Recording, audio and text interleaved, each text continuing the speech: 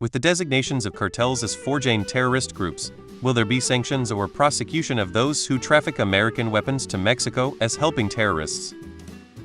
This is a weird take on a subject with so many other issues, like India and China not being much more heavy-handed when it comes to allowing highly regulated chemicals to be shipped by the ton to cartels. I say that's a much more pressing point. Why would the ATF and CIA label themselves as terrorist supporters? Could be, but those kinds of procedures need to be developed. Changes like these don't mean everything falls into place at once. I personally approve of designating cartels as terrorist organizations, but I have no idea how that will play out in the long run. Do you think it wasn't already illegal to do this? Don't worry, Eric Holder is fine. It is possible but very difficult.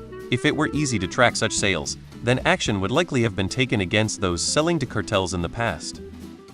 I doubt the government will sanction and prosecute themselves. Zing! Since it's usually people in our own government colluding. No, not at all. Sure, hope-see. There are additional penalties and things people can be charged with. From simple arms trafficking to now that they are a known terror group, a long list of providing support or aiding and abetting statutes come into play. Have you seen the kits the cartel is using? It's all US weaponry.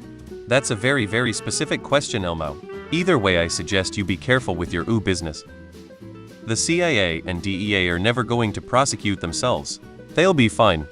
I doubt the US government will sanction itself. Should be, but if the person has government ties, they'll sweep it under the rug. The ATF does most of the gun trafficking to Mexico. Do you think the ATF will sanction or prosecute themselves?